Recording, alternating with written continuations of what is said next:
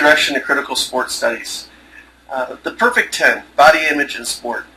The topic for today is one that falls into my research expertise, specifically with current research that I'm working on for a book on the Perfect 10, Body Image in Sport, where I critically analyze external pressures on athletes during the Cold War, and primarily athletes in the judging sports of diving, gymnastics, and figure skating to achieve a quote-unquote perfect body image that the rest of the world expected for the Olympic Games.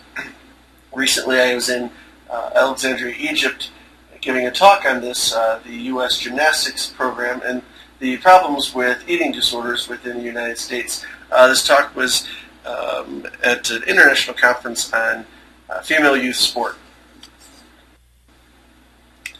So the media's average woman, the media is everywhere.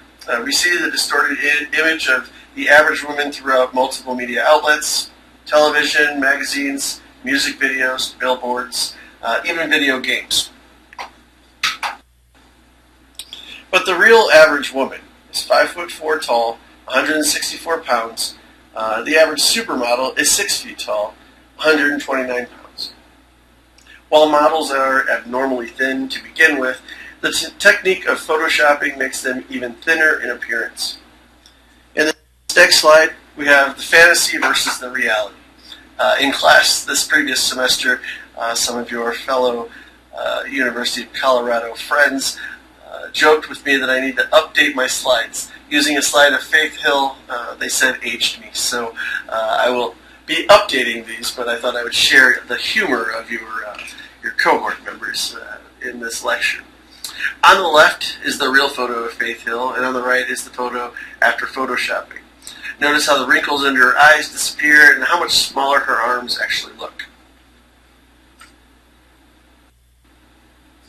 Here's another example. This model's hips in the picture on the right are smaller than her head, which is actually physically impossible. The photo on the left is the real model.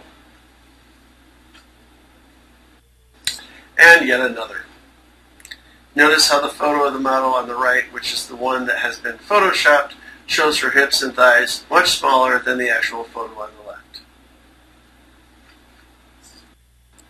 So what's the problem? Well, these billions of images of women in the media far outnumber the females we could ever see eye to eye. And that reinforces a distorted idea of what we should look like. How we think about our bodies and our beauty has everything to do with how we treat ourselves. But there's a real danger with this. The real danger, eating disorder theorists and feminist scholars have blamed fashion magazines, movies, television, and advertising for their influence of disordered eating. I would argue, and take this one step further, that sport is also to be blamed for the increase in eating disorders and this unrealistic body image expectation. Athletes and eating disorders, risk factors.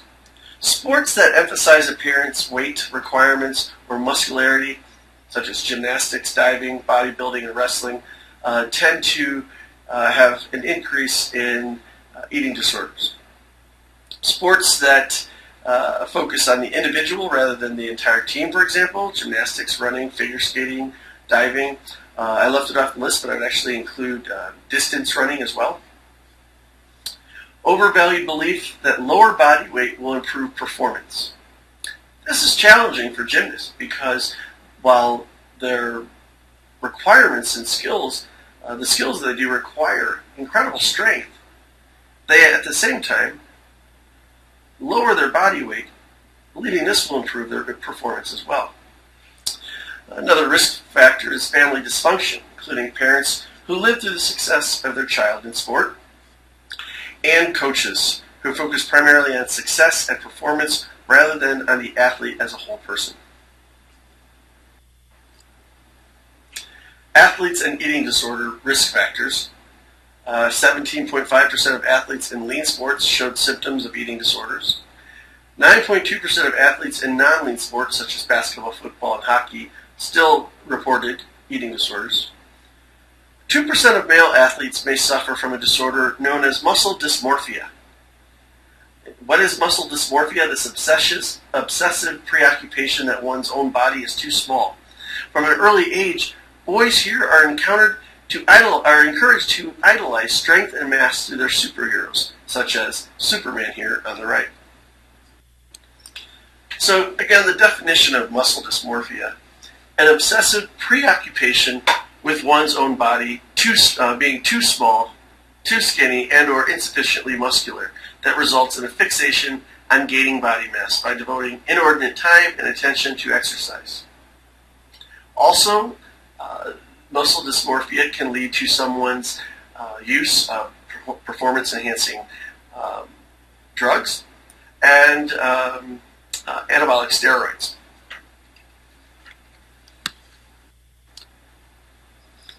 But this topic of perfect 10 and image is one that I want to examine in the sport of gymnastics here. Television broadcasts of these events usually included an athlete's height and weight.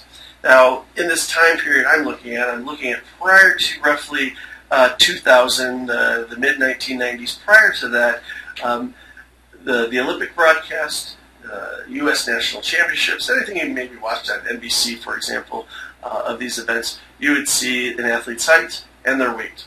But the broadcasters oftentimes used phrases like European.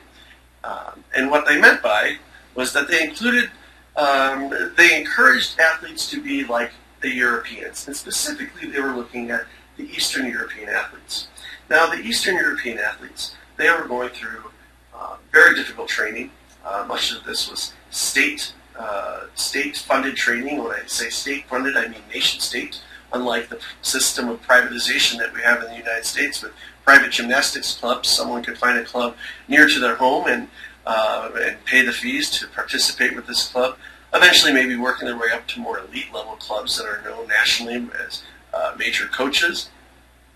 But in these Eastern European and Soviet Union gyms, these were state-funded with dormitories of young women and girls living together from the early age of 3 to 4 years old, away from their family, training to be national champions and Olympic gold medals.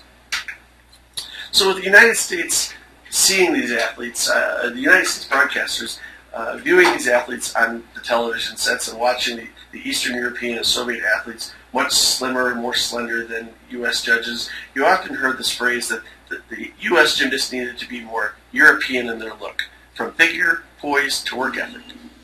The code of points in gymnastics once included point deductions for excess weight, if an athlete looked to be overweight, and also leotard malfunctions.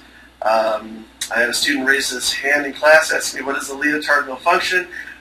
Basically, a wedgie. And these were part of the judging requirements in gymnastics.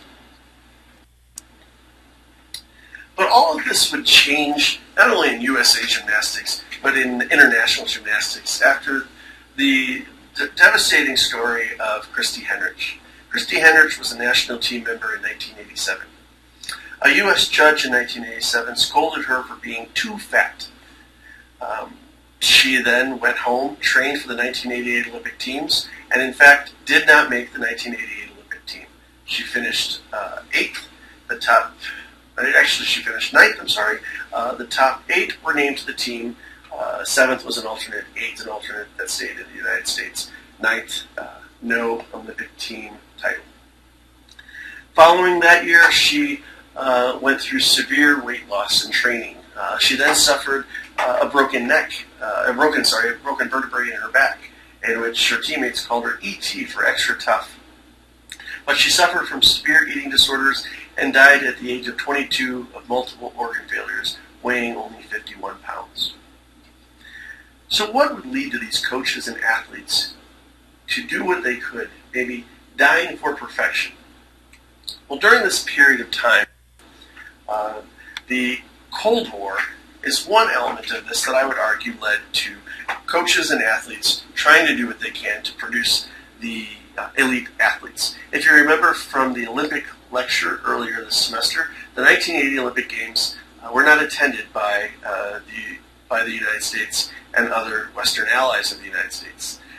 They boycotted the Games because of the Soviet invasion of Afghanistan, and all of this has to do with the Cold War.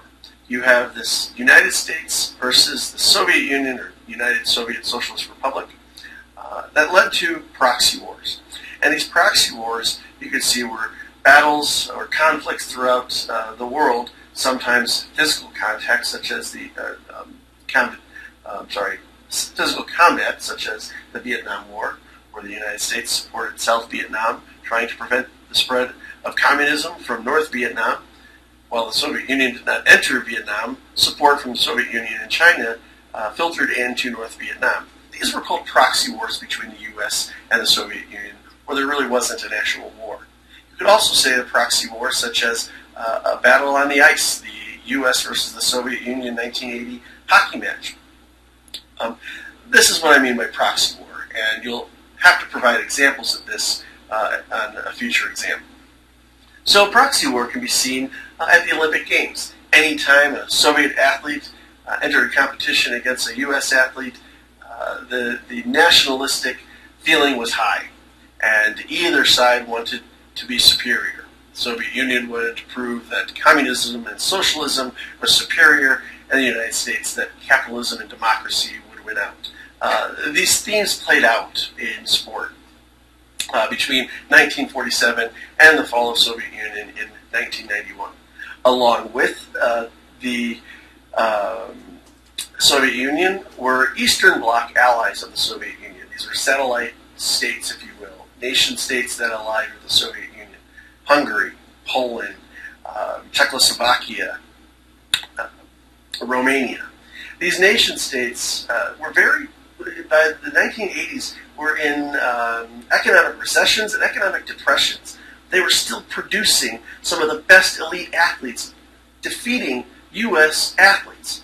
That was unfathomable. We had all these resources as a nation, yet you had these Eastern Bloc and Soviet athletes defeating U.S. athletes at the Olympic Games. And in the sport of gymnastics, that was clearly apparent that the training, possibly physical abuse, of Eastern European, Eastern Bloc, and Soviet athletes was a problem with the sport. But in 1984, the Olympic Games were then hosted in Los Angeles, California. The Soviet Union and several Eastern Bloc nations boycotted these games. And at the event of Olympic gymnastics, a woman by the name of Mary Lou Retton became the first non-European to win the all-around gold title. This created intense patriotism in the United States, also leading to possibly a generation of gymnasts who watched this as little girls becoming gymnasts, and thus the 1996 Olympic Games, a generation later, in Atlanta, Georgia, won the team gold medal.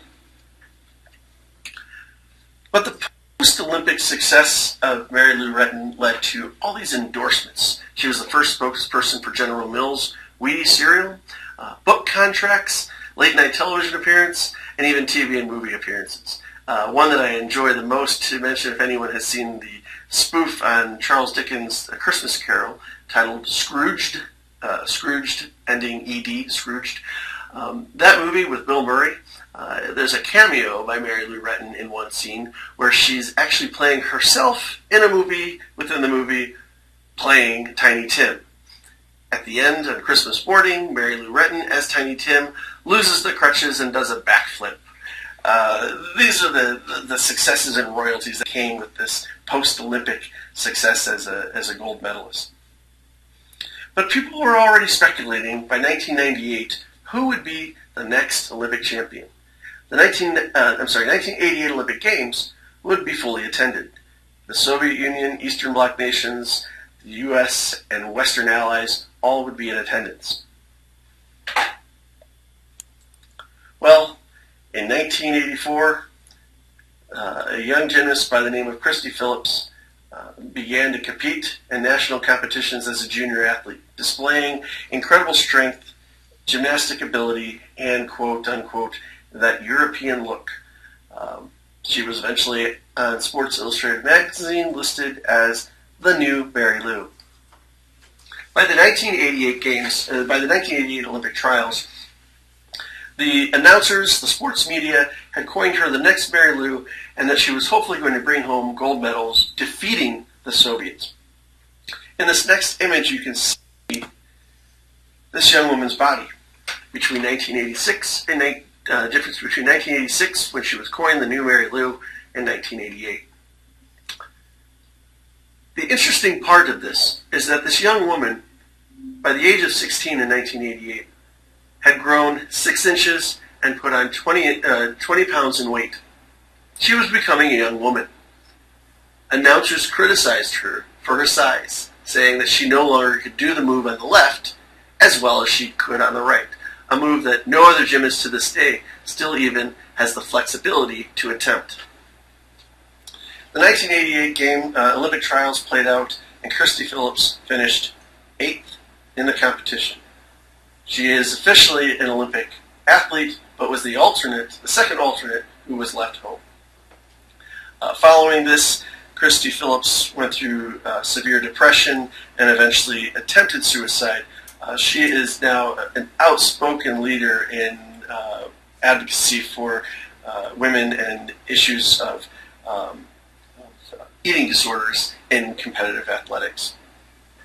Another problem during the same period of the Cold War was not just the eating disorders and the intense preoccupation with being the slim Eastern European size by American gymnasts, but it was also to keep up with the strength skills that they were performing.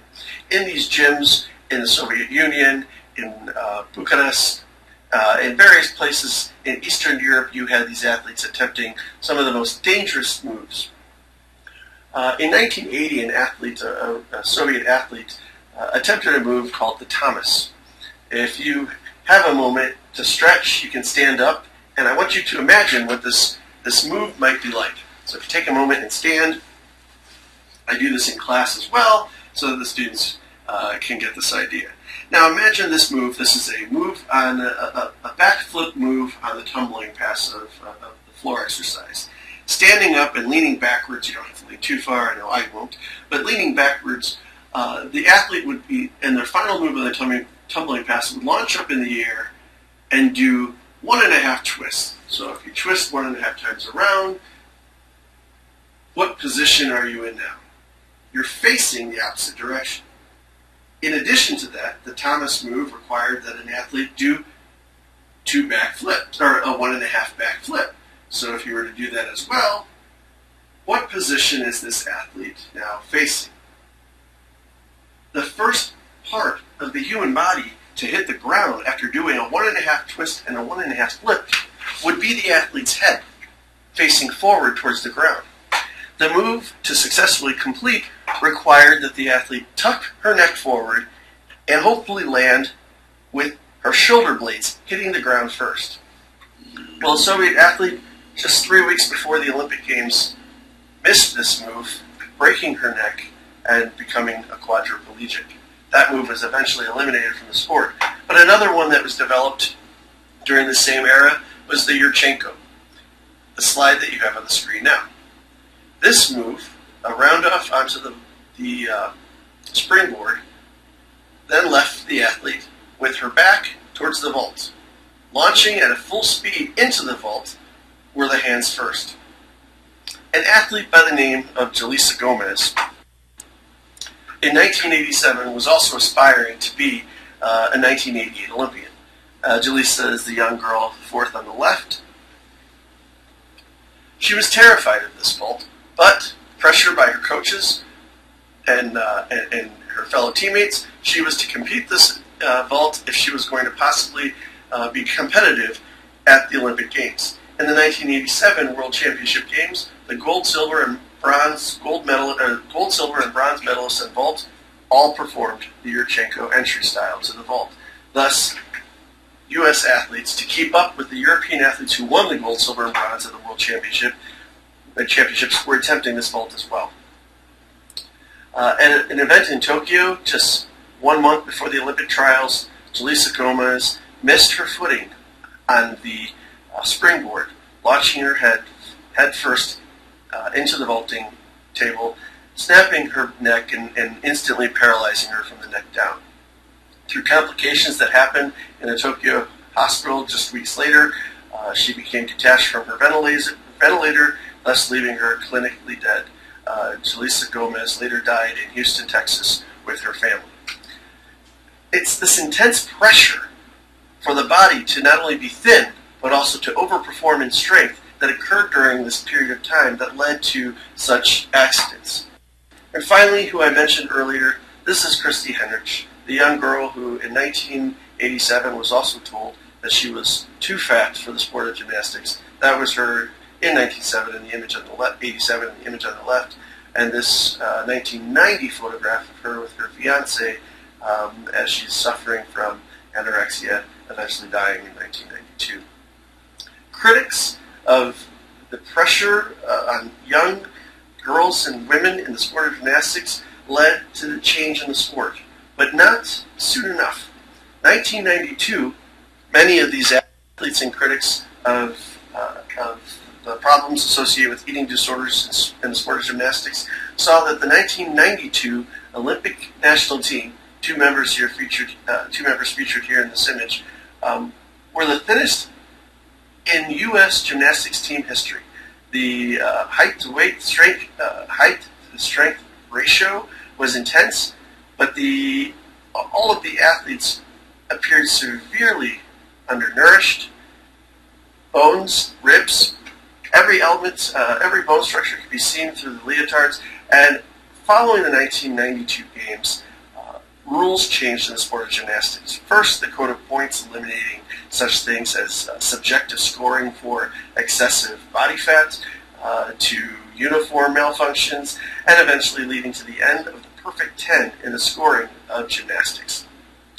Leading to an end of the scoring of the perfect 10 in women's gymnastics was what led up to this had to do with all of these horrific events that occurred with athletes, from Julissa Gomez dying shortly after an accident, or becoming clinically dead shortly after an accident on the vault, Christy Henrich's loss of life, succumbing to multiple organ failures as a result of anorexia, and Christy Phillips, who is alive today but attempted to take her life after depression following not making the 1988 Olympic Games.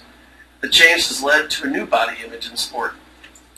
The 2016 Olympic team, many of these athletes, you can see muscles and larger frames, height and weight much higher than teams decades earlier, and thus the change of sport and body image in gymnastics. Still a problem with the sport and largely wrestling, gymnastics, and other sports that require subjective scoring will most likely continue to have problems with eating disorders. But success and accomplishments of agents of change arguing that the sport needed to correct the wrongs with the problems associated with judging and body image.